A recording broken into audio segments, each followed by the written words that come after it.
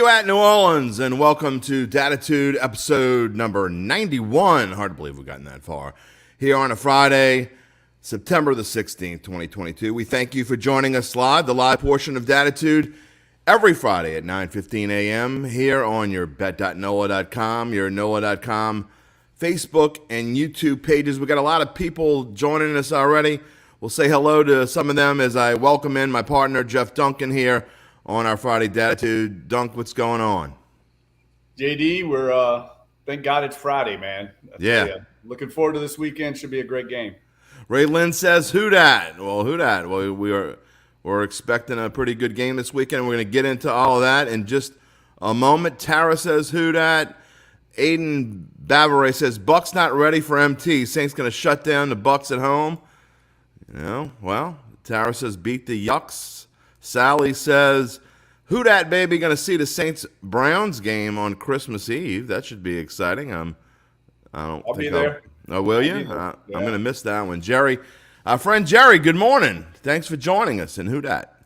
And then Tara with a bunch of emojis. How are you supposed to I'm not sure how you got to need an emoji translator. Yeah, I'm working on that. As we go along here for about the next 40 to 45 minutes, you can join in on the conversation. If you got a question for Dunk, feel free to chime in. Or if you just got a comment, feel free to chime that in too. We'll take comments all throughout the live portion of the show.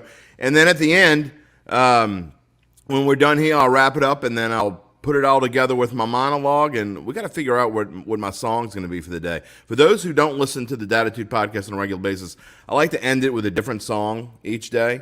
And I whatever fits the theme. So I'm trying to come up with today's song. I was having trouble this morning. I couldn't think of anything. So if you guys want to help me out and help me out for a song to end the show with, feel free and we'll put up there. Chris Martinez says Gonzales, Louisiana is in the house. We welcome you.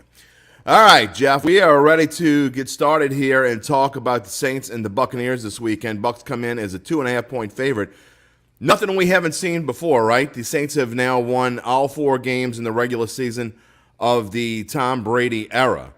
And, when I was making my picks this week, I had a really tough one with this one. But if I had to pick it, I would pick the Saints only because I want to stop banging my head against the wall and being wrong. And so if I'm going to be wrong, I might as well be on the side of the good guys.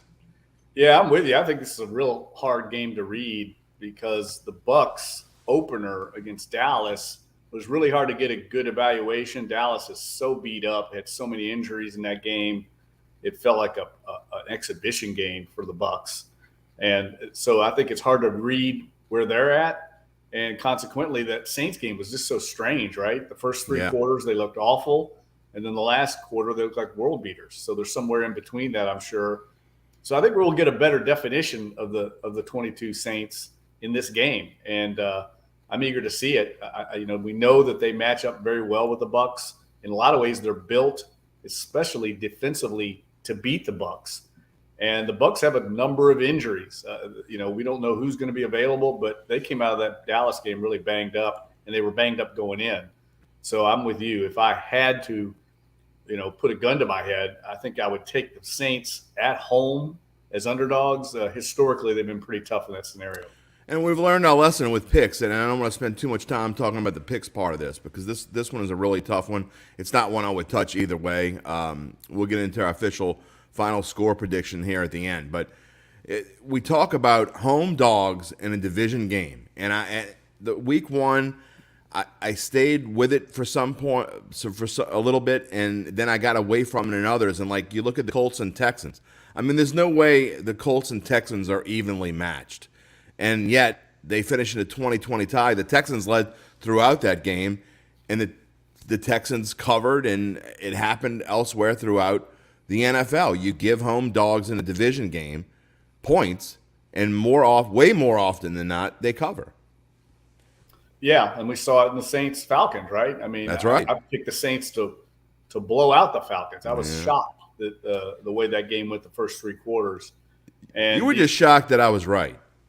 Well, a little of that.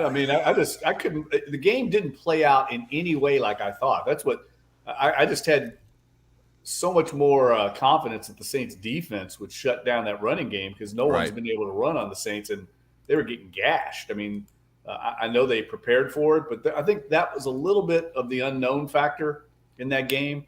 You had Marcus Mariota at quarterback running a lot of read option. The Saints hadn't seen that before with the Falcons. And then you had Dean Pease, the defense coordinator, who's new, running a lot of different looks that the Saints hadn't seen. So I think there was a real extended feeling out process for the Saints in that game. That won't be the case this week. The Saints know exactly what they're getting with the Bucs, and the Bucs know what they're getting with the Saints. So I don't know if you could say a lot of things will carry over from Atlanta. Jim Derry, Jeff Duncan here on the live portion of the Dattitude podcast on this Friday morning. We have some questions in the queue. I'm going to get to your questions in just a moment, but I do want to talk a little bit, as we did last week, and I want to do it here as well. I want to talk a little bit about last night's game, Dunk, just for a brief moment, because to me it was very interesting, and there was a lot of talk before the season, the demise of the Kansas City Chiefs and how it's the time for the Chargers or maybe Las Vegas to shine, maybe the Denver Broncos with Russell Wilson taking over that division. I said it in August, and I'll say it again. Patrick Mahomes is still in Kansas City, and to me, you could talk about Josh Allen. According to my son, he's the best quarterback in the history of football. But there's still some guy named Patrick Mahomes playing for the Kansas City Chiefs, Duncan. I still think that this team is the best team in the AFC. And to me, against one of the better teams, not only in their division, but against one of the better teams in the AFC as well, the Chargers, they got down 17-10. In fact, I think it was 17-7 at one point, and stormed back and found a way to win. And actually, I don't think the score is as convincing as that final score as the game really was. Yeah, I mean, the Chargers kind of tacked on a late touchdown to make it close. Jalen Watson, a guy I never heard of. I think he was a 6th-round draft pick with a pick 6 that really turned that game around. That was like a 14-point swing.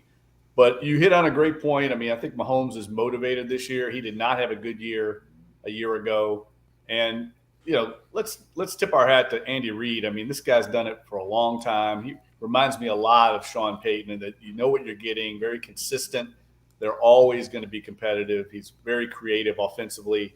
And, man, that was just great theater, though, watching two of the elite young quarterbacks in the game. We're in really beginning a golden era of NFL football, especially in the AFC with these young star quarterbacks. I mean, we had 2 on display last night. You got Joe Burrow. You've got Lamar Jackson, Josh Allen. Cooper Rush. Yes, the AFC is going to be a bear. It's going to be a bear that none of them are in the NFC. Now, Russell Wilson's been traded to the AFC. So I think it's wide open a little bit for the NFC, especially, gives an opportunity for a team like the Saints to make a deep run, because I really think this game remains a quarterback game. All the rules are geared towards it. And if you don't have an elite one, I think it's hard to win a Super Bowl. That's why I think the balance of power is in the AFC. And there's nothing to say that when you're talking about the NFC, that Jameis Winston couldn't throw his name in that mix. I mean, he's still a young man when it comes to quarterbacks. He's still in his 20s. 28, I believe. Yeah, he's still young. People forget he's in his 20s, and he was the first pick in the draft for a reason. I mean, he made some throws last week that you see why he was the number 1 pick. I mean, the long throw to Jarvis Landry was a thing of beauty. I mean, it could not be any better. Yes, it was. And look, that's a throw, frankly, that Drew Brees couldn't make the last 2 or 3 years of his career. He just could not make that physically. The throw he made in single coverage to Mike Thomas on 3rd down was perfect. It couldn't be thrown any, but it was very Drew Brees-like with the accuracy and the touch.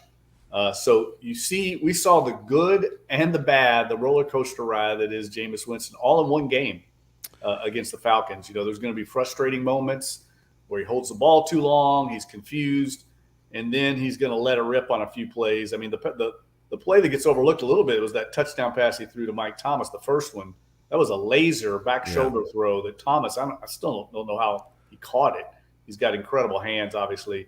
But that was a big-time throw and catch. I mean, that was against A.J. Terrell, their best corner, and they went right at him, and Mike Thomas won. So a lot of encouraging things in that fourth quarter, a lot of discouraging things in the first 3. I want to talk more about Jameis later on in the show. We got a couple comments, but I do want to get to the questions as well. It's Poppy 504 says who dat. We thank you for joining us here on the live portion of Dattitude this morning. A question from Jason Brown. He wants to know if you think, I'm not sure who he means by his relationship with Mike T will be mended before this season is over with. I'm not sure whose relationship he's talking about with, but Mike Thomas. Oh, he's probably talking about me, I'm sure. I mean, Mike. Oh, do you have Mike's a upset. tough Yeah, relationship? Mike Thomas is upset at a column I wrote a year ago about his strained relationship with the team. And look, he's not the first player that's been upset about something I've written. And look, I'm not going to sugarcoat it. I mean, I'm probably not his favorite writer right now. That's not the first time that's happened.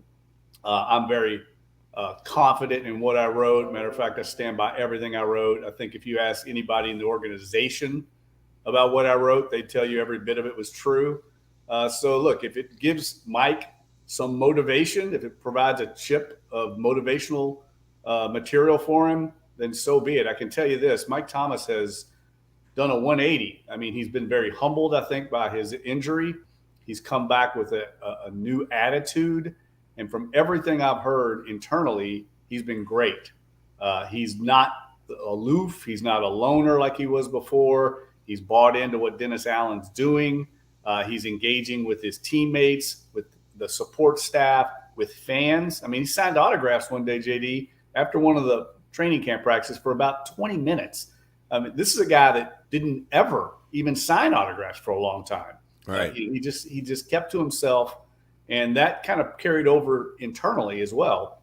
And my rule of thumb on athletes, on off the field stuff, as long as I've covered the league, is I don't really write about stuff until it becomes a factor on the field. And it became a factor on the field with Mike Thomas. He got suspended for a game for being insubordinate to his head coach. That's why he got suspended, not the fight with C.J. Gardner-Johnson. It was the way he reacted to Sean Payton afterward that he got suspended. So you miss a game because of your behavior with your head coach. Then you fail to communicate with the entire team during a critical offseason when you're rehabbing an injury. No one can get a hold of you. That leads to a delayed procedure on your ankle that caused you to miss the whole next season. And it caused all kinds of friction internally with the front office. So then it becomes a story, and Mike Thomas knows that what went down on that. He wasn't happy that he got exposed, but our job sometimes is our job always is to write the truth. And in this instance, it needed an explanation. Jim Derry here with Jeff Duncan on a live portion of the Dattitude podcast on this Friday morning. I've said it often. It's different from me when I was covering high schools, but I never had to write professional columns, so I avoided that. So mine was strictly the facts when it comes to pro stuff. But it's happened to me in my high school columns where high school coaches don't necessarily understand. Sometimes they do. But we have a job to do, and your job as a columnist is to write your opinion on what you saw on a particular either incident or game or event or overtime, whatever it is. And when you're writing about something we can't write all roses and sunshine because it's not always roses and sunshine. Our opinions are sometimes not well received. Well, let me just say this too. Also, like sometimes I think fans, the public, think that you're just firing off at the hip with your opinion, and there are some people that do that. That's become really pervasive in our world of, say, ESPN, where you have these talking heads yelling at each other and they're just firing off opinions. That's right. That's not the case here. I covered the New Orleans Saints. I've covered them for 22 years. I talk to everybody in the building. I have an informed opinion. When I'm writing something, it's always going to be rooted in my discussions with people in the Saints organization, and oftentimes at the very highest levels of the organization. So it's not necessarily just an opinion from Jeff Duncan. It's an opinion that's been informed by people in the building. And I think sometimes people don't understand that because they watch so much, media these days where people aren't informed, and they're paid to give their opinions on anything. And I call those mountaintop opinions because they're just spewing from the mountaintop. That's certainly not the case when I'm writing about the Saints. One thing I used to get when I covered high schools is, obviously a lot of what I would do is, Friday mornings, my predictions would come out for whatever game. And if I picked against a certain high school, it's because I hated that high school. And that would always crack me up. If you write something negative about someone woof, man. So Jason says, Dunc, his question really unloaded a lot from Jeff. He gives us a great answer. We thank you for the question. And if anyone has questions or comments and you're watching this live, write it in the comment section. It'll appear here, and we'll put it up on the screen. E. Lewis says, "Go Saints." We got some other things going on here, so I want to put this one up from our friend Jerry, who joined us on the Bayou Bet show all the time. And Jerry is a regular. We thank him for joining us. The Saints signed Latavius Murray early this week. If Kamara is a no-go on Sunday, will we see Latavius Murray on the field? And will Paulson Adebo, will he miss a second straight week, or will he be ready to go against the Bucs? And I think I know your answer. Yeah. By the way, thanks, Jason, for that. I appreciate that. That was a good question. I think Latavius Murray was signed for a reason. His familiarity with the offense certainly, accelerates the learning curve, and I think it also is, a little bit of a red flag for the health of both Alvin Kamara and Mark Ingram. So I think we'll know more today when I get out to practice and see the status of Alvin Kamara. But I think Alvin Kamara not practicing on Thursday was definitely a bad sign. So it wouldn't shock me to see Murray. And look, Murray knows the system. He's a pro. He was very productive last year in a very similar role in Baltimore. I don't know, to be honest with you, JD, if anybody, though, is going to run the ball against Tampa. I mean, their run defense, if there's one better in the league than the Saints, it's the one the Saints are going to see this week. And now that they've added Akeem Hicks to that interior defensive line alongside. We know a little bit about him. What's that? We know a little bit about him. Yeah, well, I know. And you add him, a massive human being, into the defensive line next to Vita Vea with those two linebackers behind him that get to run free, because those two massive human beings take up so much attention in the middle. And then you got Devin White and Levante David, who are like heat-seeking missiles. They are very difficult to run on. And that's why I'm really intrigued to see what Pete Carmichael, Jameis Winston, and the offensive staff come up with to move the ball against this Bucs defense. I think the best way to move it is to try and attack them through the air, because it's going to be tough sledding on the ground no matter who's in the backfield. Also, Dunc, I think that if you take less chances, you take fewer chances earlier in the season, if this were week 15 or 16 and the Saints were fighting for a playoff spot, I think it'd be more likely that you would – and I'm not saying AK is not going to play. I'm just saying, obviously, you would take more chances later in the season when you're going for something than you are going to take in week 2 in a game that's obviously it's important. And I've talked about all week that this is one of the more important games of the season. You're fighting against Tampa Bay. Whoever wins this game obviously gets a leg up in the division standings, and you don't play Tampa again until December the 5th, I believe. So obviously it's important, but at the same time, you can't risk longer-term problems with missing Alvin Kamara, who is clearly the number one. I think even more important than Jameis Winston and Michael Thomas. I mean, I think Alvin Kamara is the most important piece of this offense. Well, if those guys can't go and Murray is the starter, and the good thing about it is the Saints have known this status since Monday, so they probably incorporated a contingency plan. I know they have. Not probably. They have definitely incorporated a contingency plan into the game plan. And what that might involve is a lot of Taysom Hill. I mean, in a lot of ways, I agree. Taysom Hill is like another running back. I agree. And he's a physical running back, and that's what you're going to need against this Tampa Bay defense. So it wouldn't surprise me to see a lot of Taysom Hill running the ball. We also talked about that on the Bayou Bet show yesterday, that it's every Monday and Thursday on most of these same Facebook and YouTube channels. But we talked about how I think it's important for Taysom Hill to be back there. I think he needs to be in the backfield. The dude can line up and play anywhere. And so it wouldn't surprise me at all if he got 8 or 10 carries. And I think there's an excellent chance that happens. But you can't risk your star running back, I think, putting him in there and taking the chance. Tara Henry says we were banged up last season too. No excuses. And you're right, like Tara. You don't make excuses. No matter what happens, win or lose.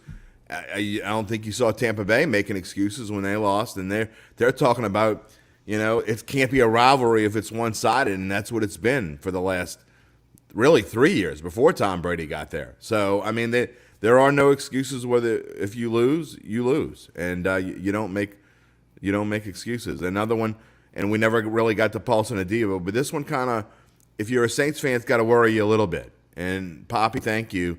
Adebo must really be hurt. I mean, we're into week 2 now. We saw how great of a camp he had, Dunc. And for Paulson Adebo, he was missed last week. There's no question that Paulson Adebo was missed on the field. And I guess the good news in a way is Tampa Bay's receivers are banged up too. We don't know which receivers are going to play for Tom Brady and the Bucs this weekend, but they really need to get Paulson Adebo back out on the field as soon as they can.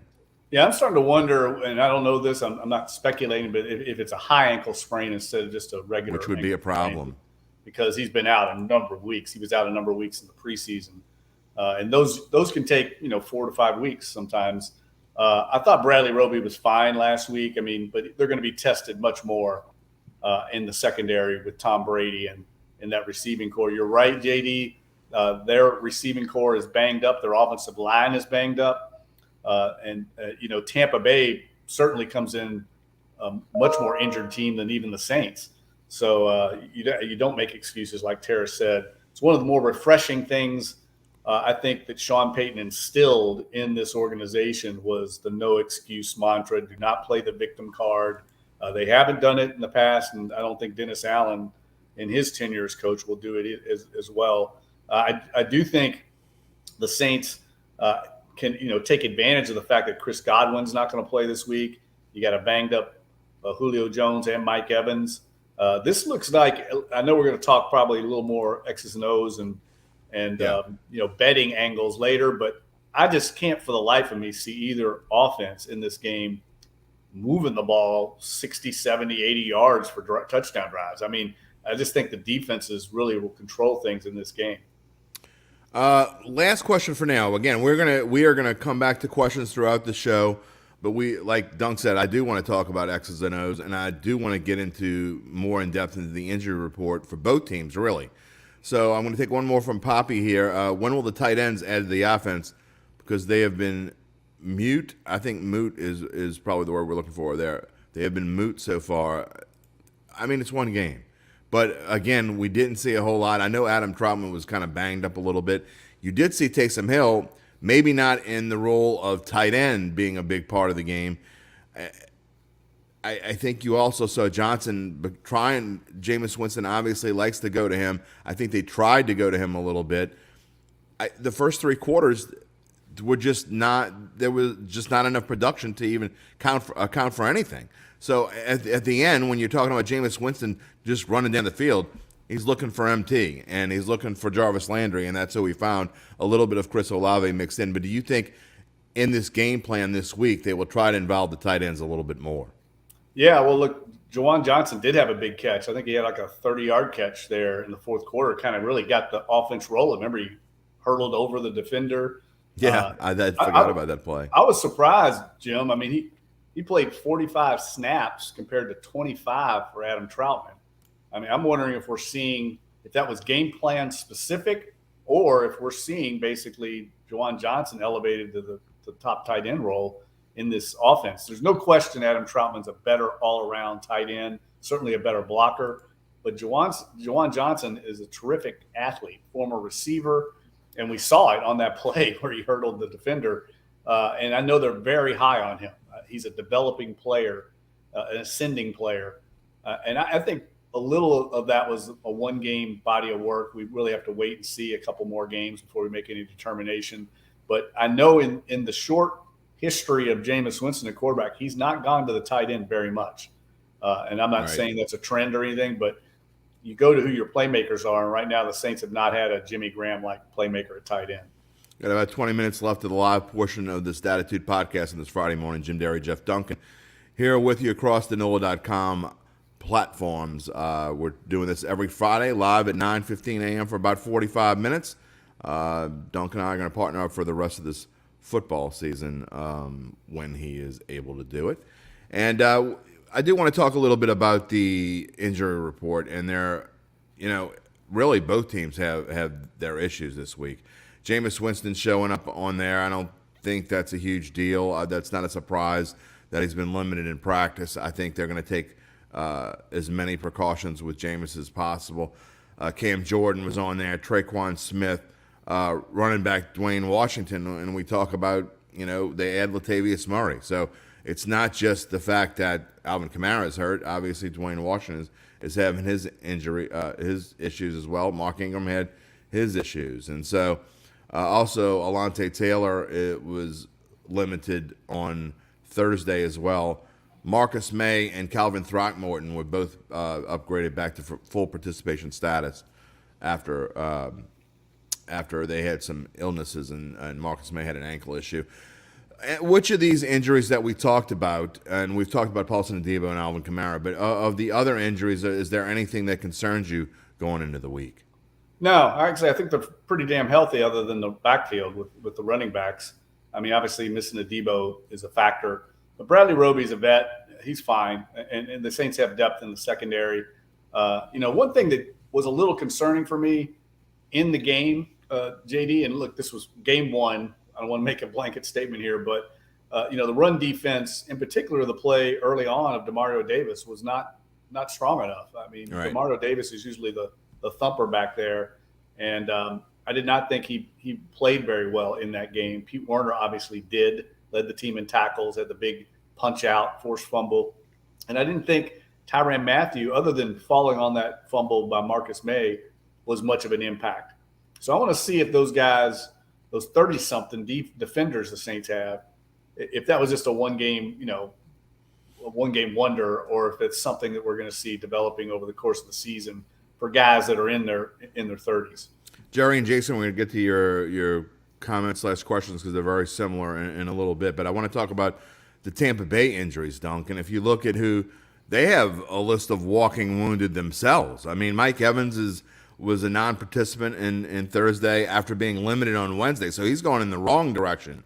Mike Evans, if he doesn't play, now if you're just a fan of football, you want to see Mike Evans on the field because we love the drama that we've seen with Mike Evans against Marshawn Lattimore over the past couple of years. That has been kind of fun. But if you're a Saints fan, then obviously we'll save the fun for December when they play Monday night on a Monday night in Tampa. But not only Mike Evans, Chris Godwin, I'm almost certain that he's not going to play. And Julio Jones has got a knee injury already. Go figure.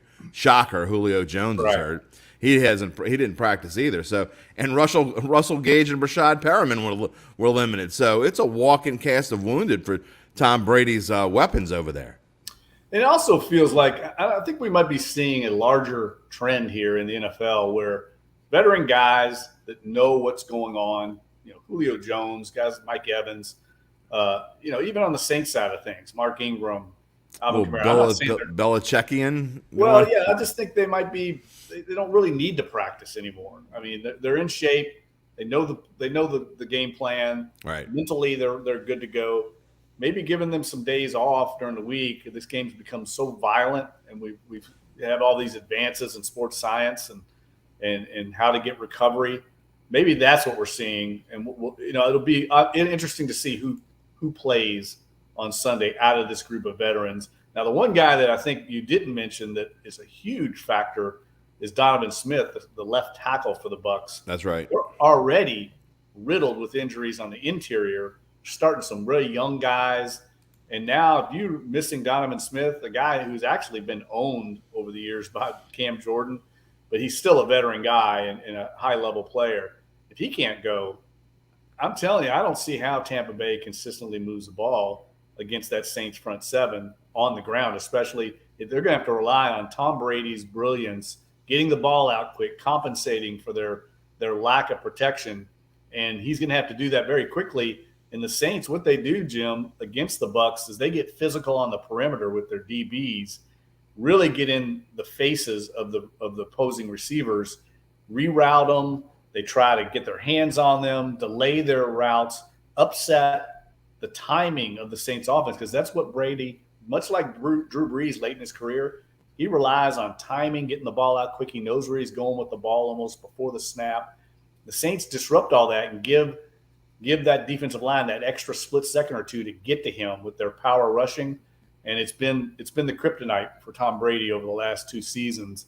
And we'll see if that carries over this week. But with those lack of perimeter players, veteran perimeter players, I think it might be tough for them to get open for Brady, and he may have to hold the ball. That's why I say I think defense is really in control of both sides of this game.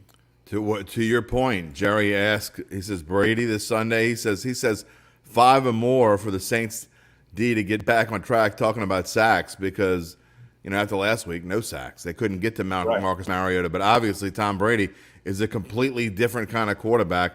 I think it goes without saying that he's lacks a little bit in the mobility department. So he's like me and you back there, man. He's a statue. Well, I don't know about me. I mean, you still run. So, I mean, my running days my knees are shot. I'm lucky if I can walk around the block about twice. So, but I mean, you got to think that it's on the minds of the Cam Jordans and the Marcus Davenports and everybody else that's along that defensive line, that they were not able to penetrate the Atlanta offensive line last week.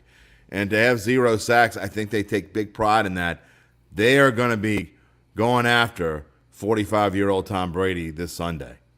Well, I think the reason they didn't get to Mariota was because they couldn't stop the run. I mean, it all starts with stopping the run. And I thought Atlanta and Arthur Smith, they had a really creative game plan. Once they were able to run, it allowed them to kind of use the passing game at different times. They really didn't lean on the passing game. They threw on first down when the Saints weren't ready, and they were very efficient doing it. But it started with the running game, and that's where everything starts for the Saints. Now, one thing I would say that I think fans should pay attention to in this game that they may not be thinking about, but I'm going to go on a little bit of a tangent here, but it reminds me of Randy Mueller back in the Super Bowl when Tom Brady won his first Super Bowl. It was in the Superdome, 2001. They upset the greatest show on turf in the Rams, and they were double-digit underdogs in that game, if you remember. It's hard to believe that. Yeah. They were 12-point underdogs, I believe it was. And I remember seeing Randy Mueller at halftime, and the Rams were really struggling offensively.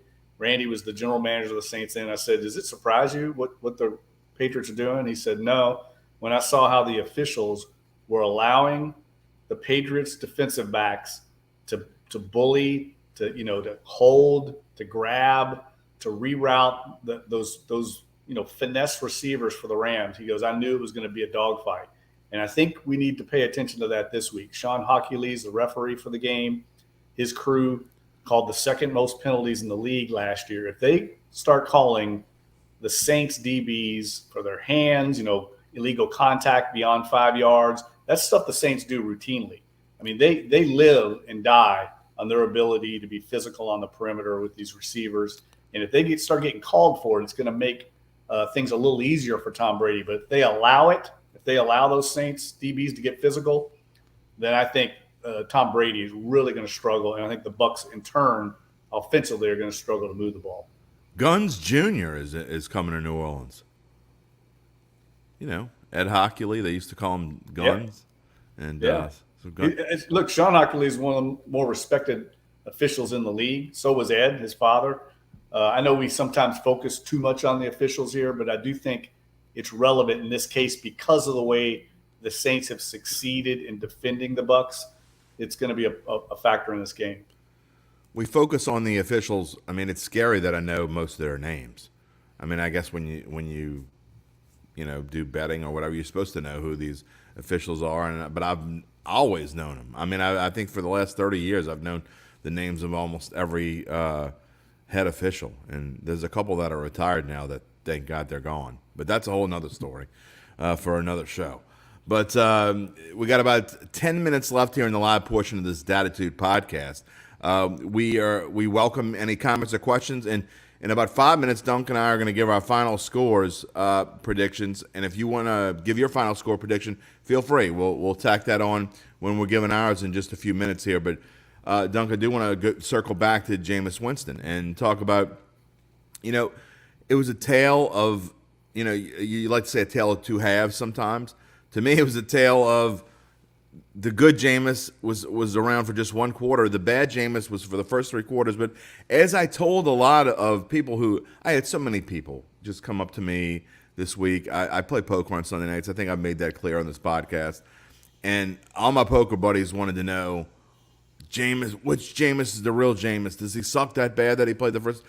The dude didn't have any time to throw. We never got to the offensive line and how bad. I don't know that I've seen a Saints offensive line play as poorly as they played in the first three quarters against Atlanta, and I'm not sure what the heck was going on there. Well, I would say this. I don't know if it was necessarily the line. It was the offensive execution as a whole. Most of it wasn't a lineman getting just beaten physically one-on-one or getting bull rushed or anything like that. It was communication issues between the line, the quarterback, maybe even the play caller, because the protection scheme is built into the play call. And then we also see the communication between Jameis and Eric McCoy, who identifies the middle linebacker, which basically establishes the protection before the snap. All that was way off. And credit Dean Pease, who's a really respected defense coordinator. He obviously identified some weaknesses in the Saints' protection schemes, and they exploited it. And I guarantee you Todd Bowles and the Bucs defensive staff saw that on film and is going to test the Saints to make sure that they've got those errors fixed, because it was massive. I mean, it wasn't just the offensive line. I mean, guys were running clean to the quarterback. That's a protection issue in the communication. It's a blown assignment. Somebody's missing something. It's not just the line getting beaten. And a lot of times it's the backs. I saw Alvin Kamara blow an assignment. They allowed a free rusher to get to Winston. And then another time, the disastrous play Mark Ingram had where he fumbled. If you go back and watch that, I mean, he missed a free rusher who came straight clean, caused Winston to have to scramble around. He underhands it shuffles it off to Ingram, and he ends up losing the ball. That's on Mark Ingram. And the backs are always taught, just for everybody out there who may not know this, they're always taught, look inside out first. So you always take free rusher or somebody pressure coming inside, you help there, then you work your way out. And both those times they missed rushers coming through the A gap or right off the guard. And that's, unacceptable for veteran running backs like those guys who usually are very good in pass protection. Yeah, I mean, and I also talked about, I think that Jameis Winston, to me, when he plays with a little bit of reckless abandon, I hate to put it that way, because we don't want to see the 30-30 Jameis Winston. I think 35-15 is okay. But to me, when he just lets loose, he is a great quarterback. I know people, I hate the haters. I mean, I don't get it. But when he's trying to control himself, and I think this is partly Pete Carmichael, and they're trying to put him in a place to succeed. But when he goes out there and says, okay, it's the fourth quarter, we're losing by 2 touchdowns, I can't think about this crap anymore. I just got to go out and play football. And when he just goes out and plays football, he's among, to me, one of the top 7 or 8 quarterbacks in the NFL. Well, he could certainly throw the ball as well as anybody I've ever seen. I mean, some of those throws were elite. I think the problem with Winston traditionally has been when people throw things at him he hasn't seen, when they force him to make quick decisions. Sometimes he's not made the right decisions, and we've seen that show up with the interception totals. But he hasn't done that so far with the Saints, and I think that's going to be a critical factor in this game. Like I said, I think defenses are going to dominate. We know the way the Bucs play. They sit back a lot in zone, but they wait on you to make mistakes. They try to pressure you and force you into a mistake. And Jameis Winston knows this better than anyone. This is going to be a game about patience, I think, taking the opportunity when it's there to strike for a big play. But more than anything, it's going to be don't mess up, because these defenses are going to be tight. I think it's going to be a field goal game. And look, we saw Will Lutz already win a game with his ability to nail a pressure kick. Dennis Allen told me this in preseason. I wrote about it in my column Sunday.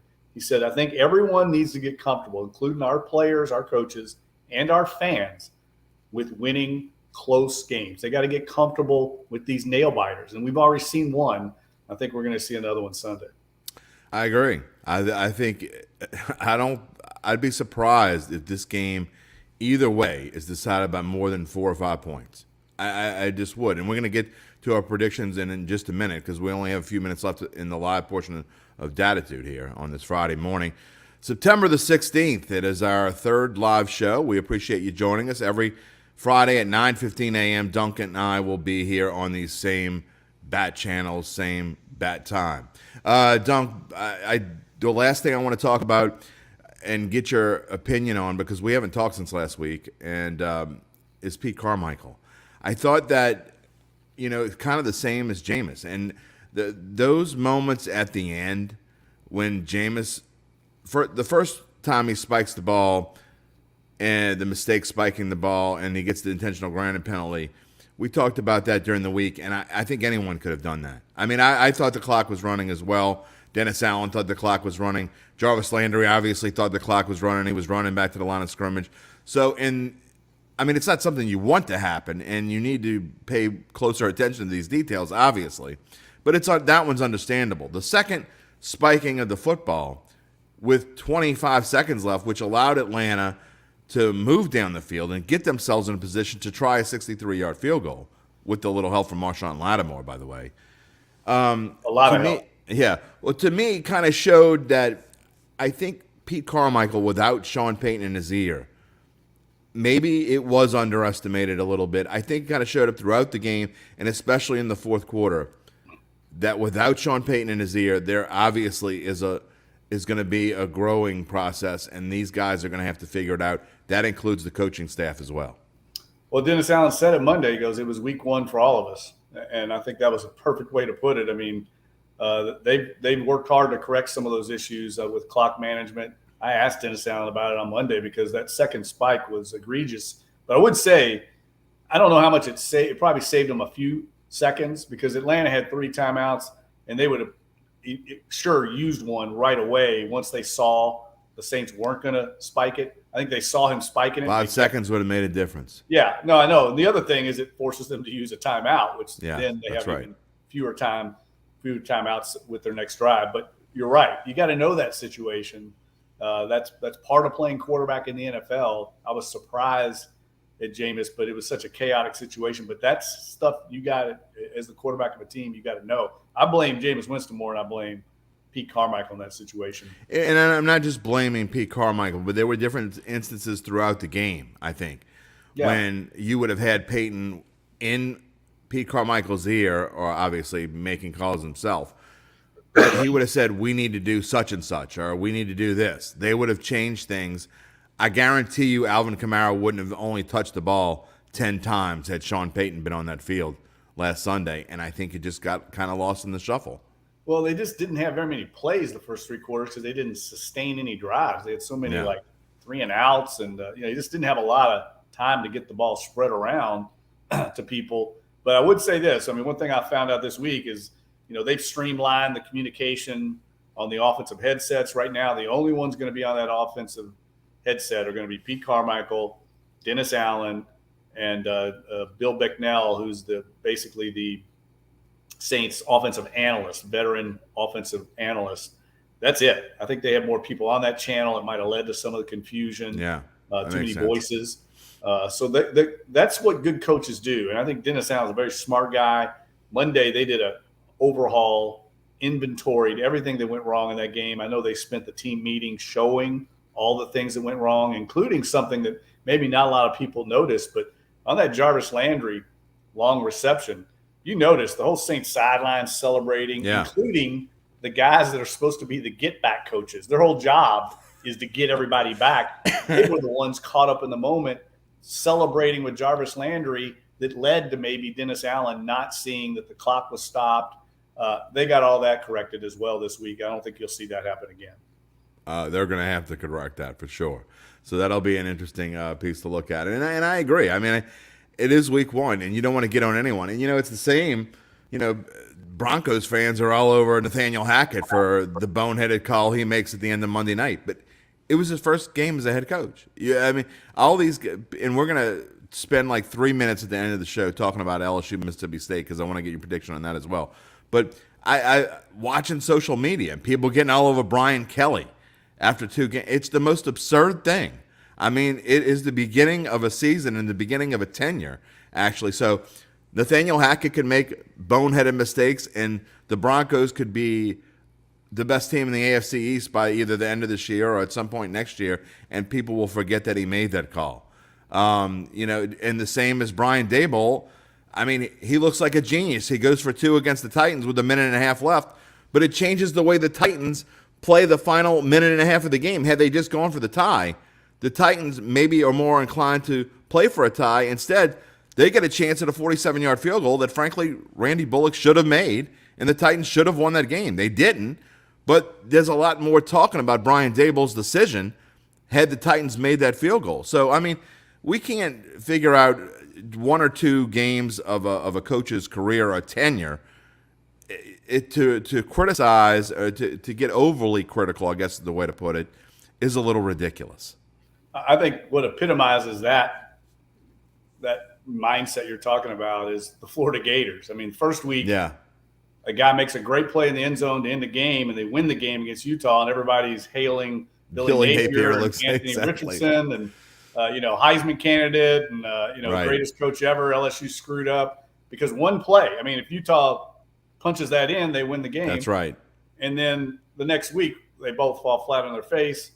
Likewise, everyone was criticizing Brian Kelly. Well, I mean, if they make the extra point and they go into overtime and win the game, that's right. It's one play. And nobody's talking about the decision at all. Yes, I go back to what one coach told me about over this offseason. He goes, go back and look at Kirby Smart's first year at Georgia. I think they were 6-6. Yeah. They lost, I know, a non-conference game. It was really ugly. I can't remember who it was against. But they stuck with it. Took them a little while to build the program. We live in a microwave society where everybody wants instant gratification. These things don't happen overnight. That's the worst part. There's a lot of bad things about social media. I don't want to trash too much because we use it to our advantage as much as we can. And we're using it right now, as a matter of fact. But, there are some detriments to social media that it boggles the mind sometimes. I mean, it really does. And frankly, it bothers me. That's why I stay off of social media. You're on your soapbox, man. I get off of social media on Saturday nights and Sundays. I go and post something sometimes, but I'll post it and immediately get off. I can't look at it, man. It's just it's hard to believe there are human beings that think the way they do. One rule of thumb I do have that I've adopted over the years, with especially on Twitter, because we're supposed to be on Twitter during the games. Yeah. And early on, when I was first on Twitter, like in 2009 and 10, I was just taken aback during the games with how emotional the responses would be to my tweets. And I've learned on game days, you just got to let people vent. I mean, they're out of their minds. People are out of their minds. They're emotionally. That's also true. They will say things that they normally wouldn't say, civilly to somebody else. And you just have to let people have a wide berth during a game and even after a game to maybe an hour to calm down, because some of the stuff I get on my Twitter feed during a game is over the top. But I learned just let it go. People will come back to being themselves. I guess it's kind of like road rage. You're driving along, you don't know somebody, he cuts in front of you the wrong way, and now you want to go and send the guy in a ditch. I mean, and that's what let's calm down, everybody.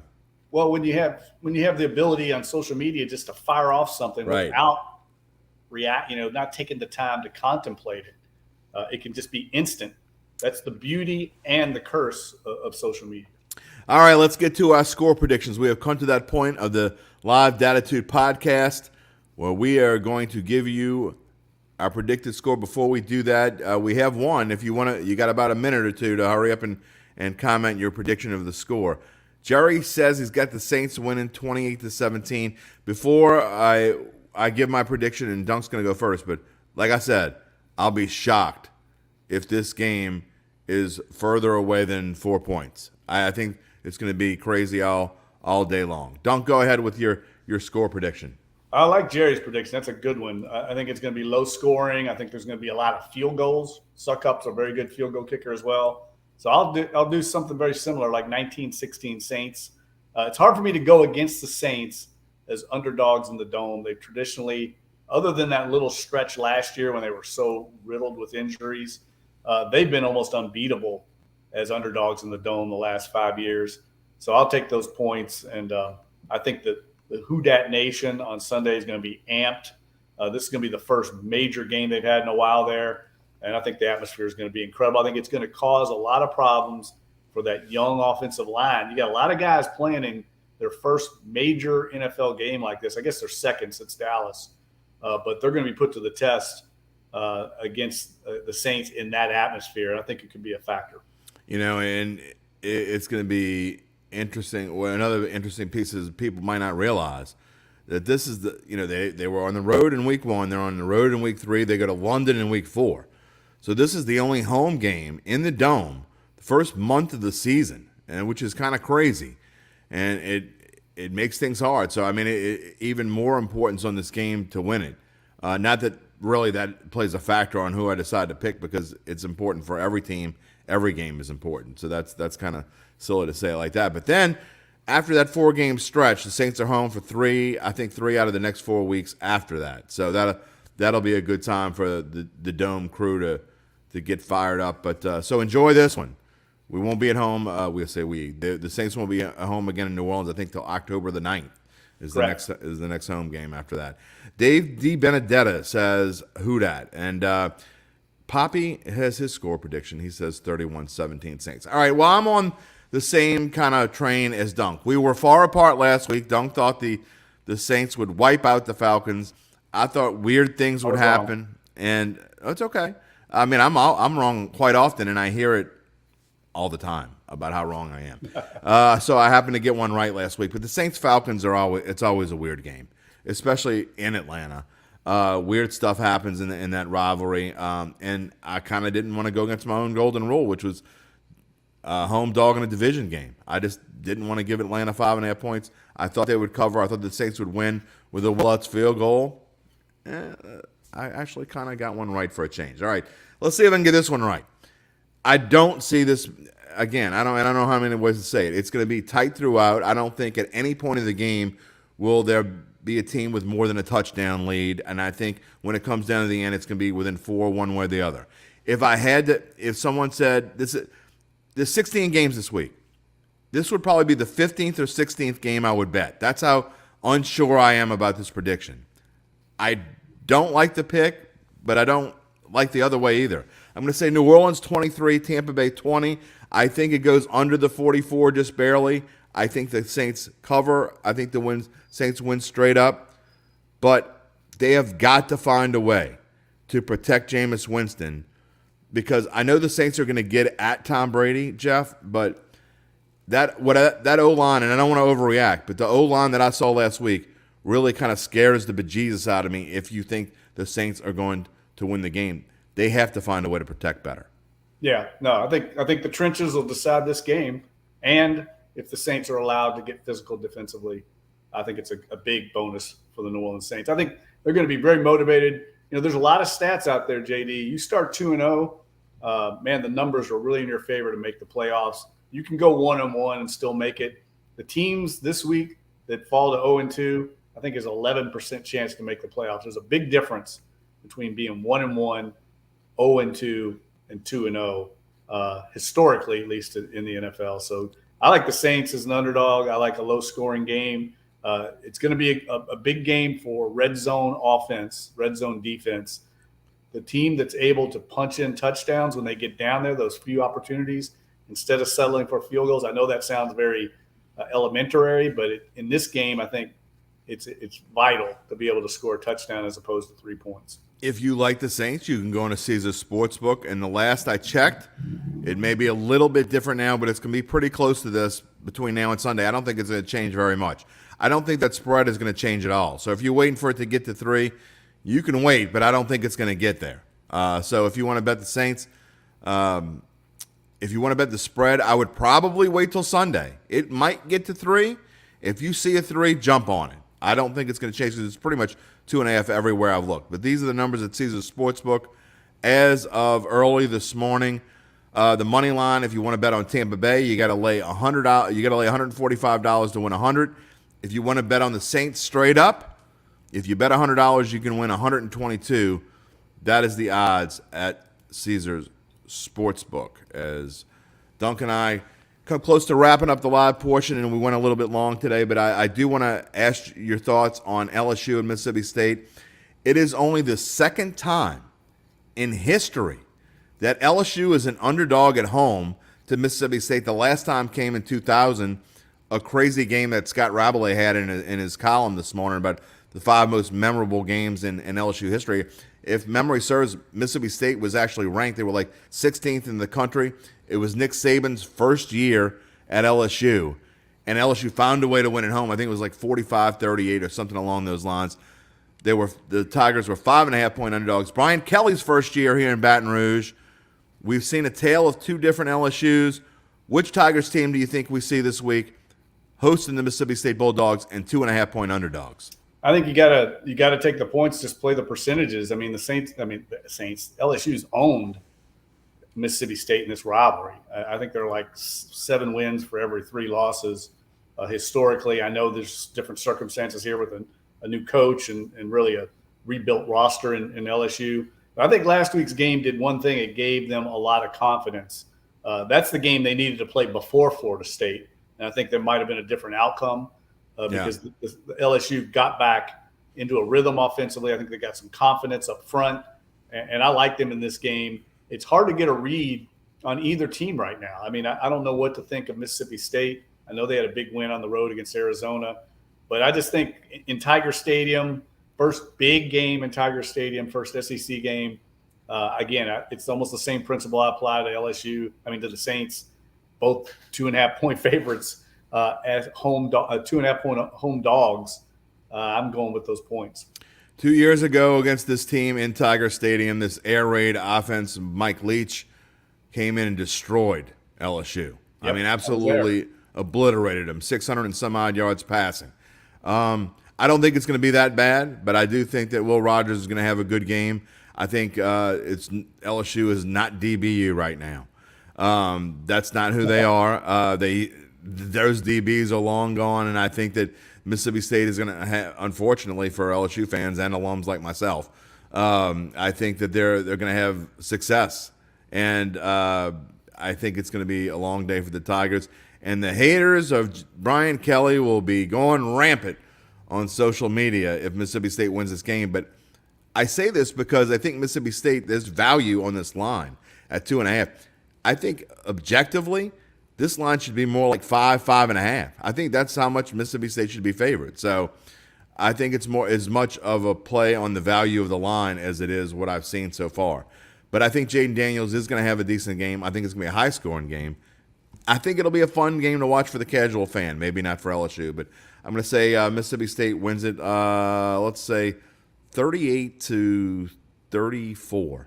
I think it's going to be a high-flying, fun game to watch. Again, as long as you're just a casual fan and not a fan of LSU or Mississippi State. I'll say this, JD. I had a colleague, a guy that is known to wager a little bit on sports, who knows what he's talking about usually.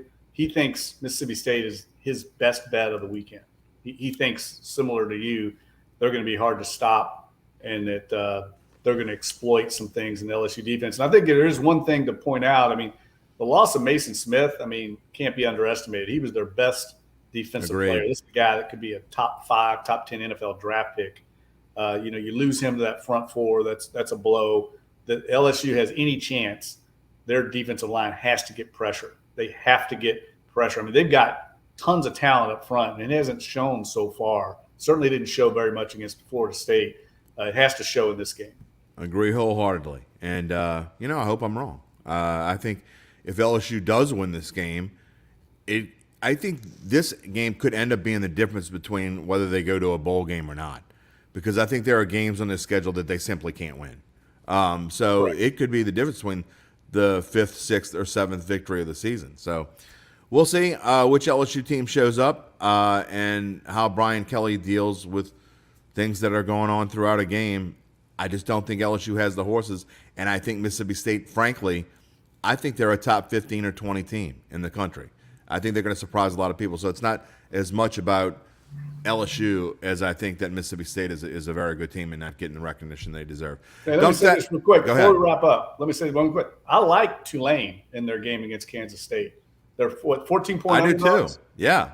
That game's going to mean a lot more to Tulane than it does K-State. And that's not any kind of knock at all on Tulane, but this is a good statement game for Willie Fritz. They're 2-0 for the first time in 20 years. They're going to go there with big intentions. K-State's got a big game next week. They could easily have their eyes on a different prize. And if nothing else, Tulane, I think, can cover that 14-point spread. We haven't done enough talking about Tulane, and now we'll start incorporating them into the predictions when we get together starting next week and maybe do some graphics for LSU and Tulane as well. Sounds good. I tell you, the first 2 weeks of every football season is just simply a blur for a sports writer. I know you feel the same way. Once you get into your routine, it gets a little bit better and you find ways to do things. But I barely figured how to find enough time to eat, and you know how much I love to eat. So, I mean, it's crazy. But I'm going to be in the dome with you on Sunday, and I will see you on Sunday. All right, buddy. I'll see you then. It has been fun. That is going to wrap up the live portion of Dattitude, episode number 91 on the September 16th. Saints and Bucs in the Dome on Sunday. We will be back next Friday at 9:15 a.m., as we will be every Friday throughout the football season, as we will wrap up Saints-Bucs, and we'll look ahead to the Saints game at the Carolina Panthers. We'll see you then. I'm Jim Derry. He's Jeff Duncan. Have a good one. Adios, my friends.